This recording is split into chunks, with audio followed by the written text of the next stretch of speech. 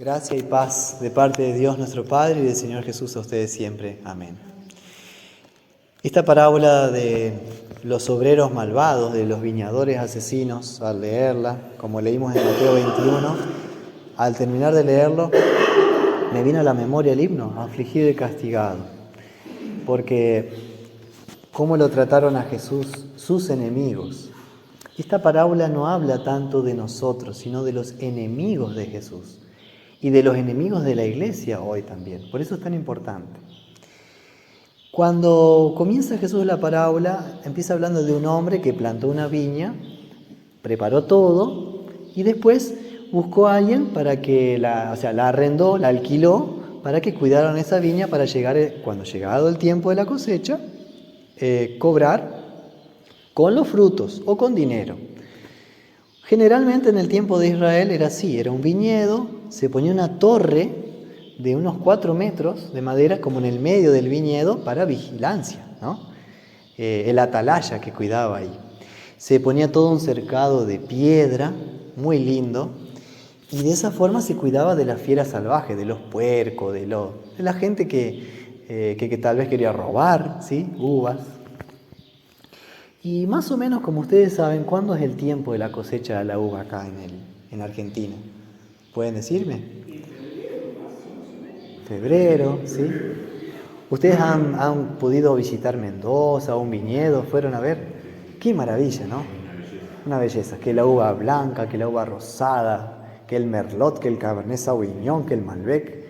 Qué lindo tomar un buen vino. Pero también el tiempo de la vendimia, qué lindo ver cosechar, ¿sí? La vid. Una maravilla. Al pie de las montañas, generalmente. Hermoso, hermoso cómo Dios ve a la iglesia, como un hermoso viñedo que Él mismo plantó. Entonces, el primer mensaje que nos trae la palabra de Dios es que nosotros somos la viña del Señor. Claramente, la viña del Señor. Jesús en Juan 15 aclara más: yo soy la vid verdadera y ustedes los pámpanos, las ramas del viñedo.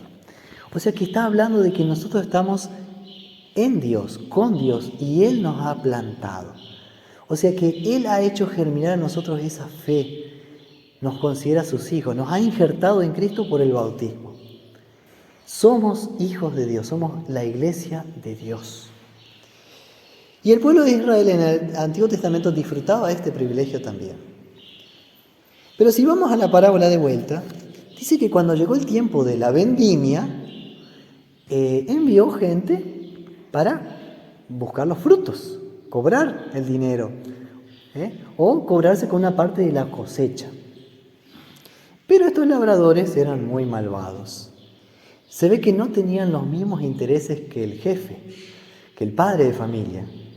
En lugar de retribuir y devolver con los frutos que correspondía, que el Señor esperaba esos frutos, ¿qué hicieron con los enviados del Señor? Dice que a uno golpearon, a otro mataron y a otro apedrearon. Fíjense, una violencia que va creciendo. Primero golpean, después asesinan, y después asesinan pero con apedrada. Pero ahí no termina la historia, vuelven a mandar más servidores. Y esos servidores son los profetas de Israel, son los profetas del Antiguo Testamento, que Dios envía para anunciar la palabra al pueblo de Israel. Acá tenemos el segundo don de Dios. Así como la iglesia es don de Dios, creación de Dios, también son de Dios, son regalo del Señor para su iglesia los pastores, los predicadores, los misioneros, los evangelistas, los maestros. Pero aquí queda muy mal parado el pueblo de Israel, porque ¿cómo trata a los mensajeros del Señor? ¿De buena manera? No, con saña. Yo diría rechazándolos. Y finalmente, el tercer y mayor don de Dios. Dice, finalmente les envió a su Hijo, diciendo, tendrán respeto a mi Hijo. Así que no apenas aparece acá el don de Dios de la iglesia, el don de Dios de los pastores, sino el gran don de Dios, su Hijo Jesús. En Juan capítulo 1, versículo 11 dice, a lo suyo vino y los suyos no le recibieron. Y eso pasó con el Mesías, con Cristo.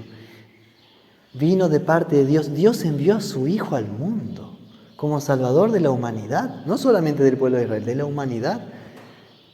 Y los suyos no le recibieron. Jesús es Salvador de los hombres, de todos, pero los hombres no reciben al Señor. Por su propia naturaleza pecaminosa, el hombre rechaza a Dios. Blasfema contra Dios.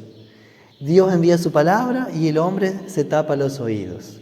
Dios envía pastores y los maltrata. Dios envía su iglesia al mundo y la iglesia sufre en el mundo. Discriminación, rechazo a causa de la fe cristiana. Las tentaciones, pruebas. Y en el libro Un Solo Fundamento habla, ¿no?, de una iglesia también dividida, llena de cismas, golpeada, maltratada. Una iglesia que es sufrida, pero Dios no la abandona.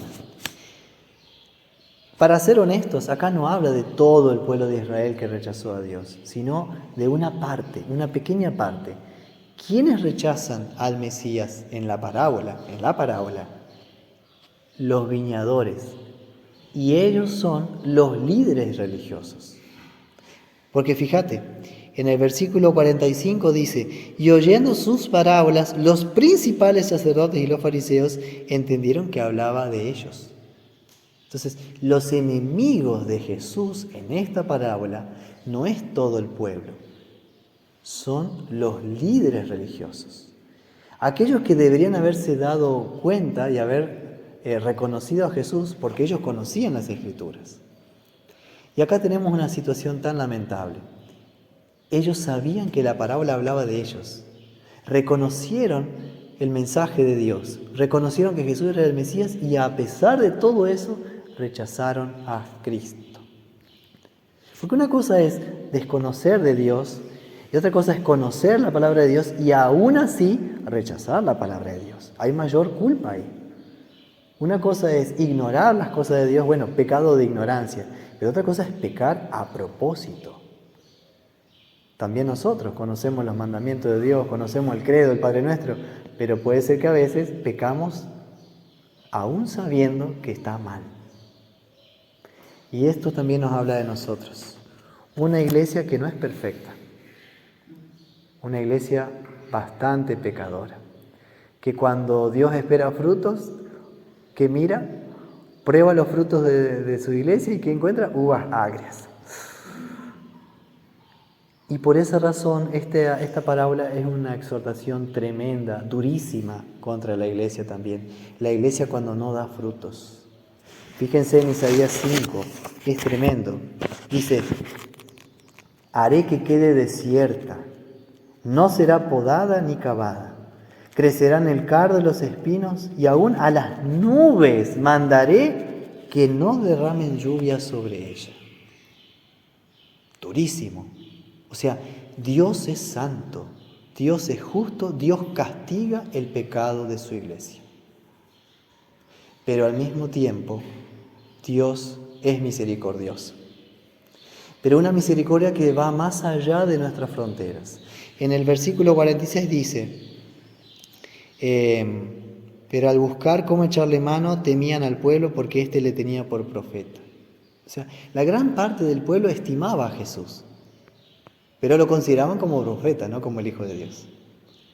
Y también Jesús dice en el versículo 43: por tanto os digo que el reino de Dios será quitado de vosotros y será dado a gente que produzca los frutos de él. Y esa gente somos nosotros.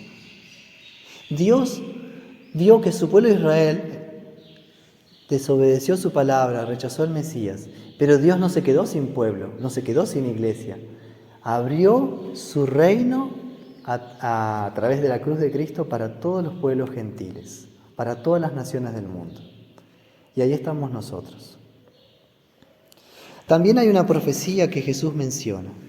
¿Nunca leyeron en las Escrituras: la piedra que desecharon los edificadores ha venido a ser cabeza del ángulo? El Señor ha hecho esto y es cosa maravillosa a nuestros ojos. La cabeza del ángulo es la piedra angular, Y esa piedra es la que une entre sí las paredes. une entre sí las paredes y afirma y sostiene al edificio, la piedra angular. Por eso también tenemos la piedra fundamental, que está aquí, la piedra fundamental. Lo que está dando a entender el Señor es que Él, Jesús, es el fundamento de la iglesia y que Él va a unirnos con Dios y nosotros con Dios a través de su sacrificio en la cruz. La cruz del Calvario es la piedra angular.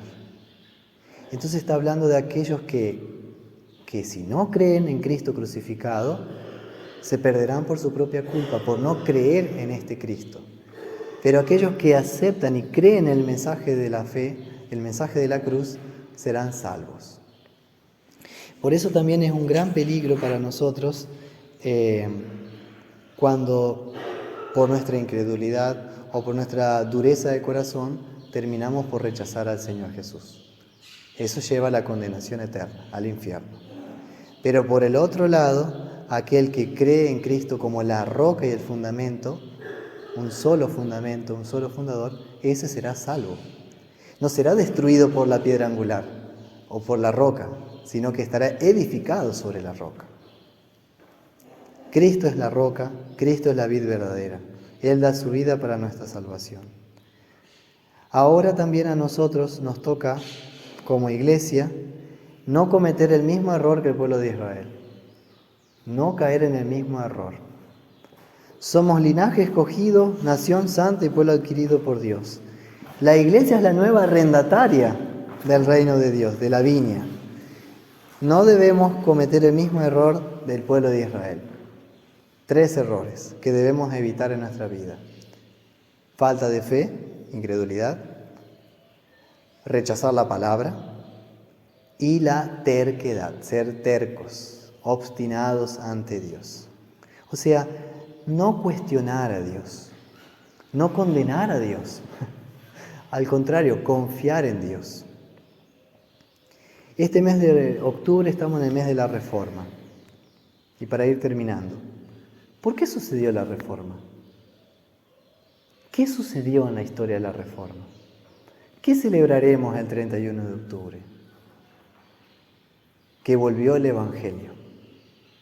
Que la misma iglesia, los mismos líderes que rechazaron a Cristo, el Papa y sus secuaces, no pudieron contra el reino de Dios, sino que Dios en su amor volvió a enviar su palabra, su evangelio verdadero a ese pueblo sufrido bajo autoridades religiosas que le oprimían. Porque Dios no se olvida de sus hijos. A pesar de que los líderes de Israel fallaron, Dios envió a su Hijo. A pesar de que en la historia de la iglesia tenemos papas, obispos y pastores, incluso en nuestra iglesia, obstinados, tercos, rebeldes contra la palabra de Dios, y Dios me libre a mí de eso. Sin embargo, Dios no deja de enviar su palabra a su gente, a su pueblo, porque somos el viñedo del Señor. Y el Señor no solamente espera frutos, Él da los frutos a través nuestro. Y esa es obra del Espíritu Santo. ¿Y qué frutos nos da? Da Dios a través nuestro. El fruto del amor, el fruto de la paciencia, el fruto de la misericordia, el fruto de la solidaridad. Y es por eso que somos fieles a Dios, porque Él es fiel a nosotros. Así que también en la historia de la iglesia debemos dar gracias por todas las personas fieles que sirvieron en el viñedo del Señor con amor. Las madres, los padres, los jefes de familia, los caballeros, las damas, los jóvenes, todos aquellos que con fidelidad por la fe en Cristo sirvieron y siguen sirviendo al reino de Dios. Así que también es un elogio y una acción de gracias a Dios por la iglesia y por los miembros fieles de la iglesia como ustedes, que siguen dando frutos para el Señor. No dejen de dar frutos para el Señor, sigan dando frutos y oremos para que el Señor, por medio de su palabra, nos estimule y obre Él en nosotros más ricos frutos para otros también. Porque los frutos no son para nosotros. Si damos frutos es para Dios y esos frutos es para vida y salvación de otros que se beneficiarán. Allá en los viñedos de Mendoza hay gente que cosecha Pero ¿quién disfruta de esa cosecha? Nosotros. Así también Dios da frutos a través nuestro, cosecha en nosotros frutos de amor para que otros sean bendecidos. Y esa es la tarea de la iglesia. Si damos frutos a Dios, demos gracias a Él porque somos útiles en su reino. Esa es la idea, que seamos no uvas agrias, sino uvas dulces para que en el paladar, en el corazón de otros digan, Dios existe, Cristo es el Salvador, por el testimonio que la iglesia da hoy día. Así que sigan trabajando, sigan luchando, sigan orando por el Señor. Querida vid de Dios. Como hemos cantado al principio, tu reino amo, oh Dios. Nosotros amamos a Dios porque Él nos amó primero. Que así sea. Amén.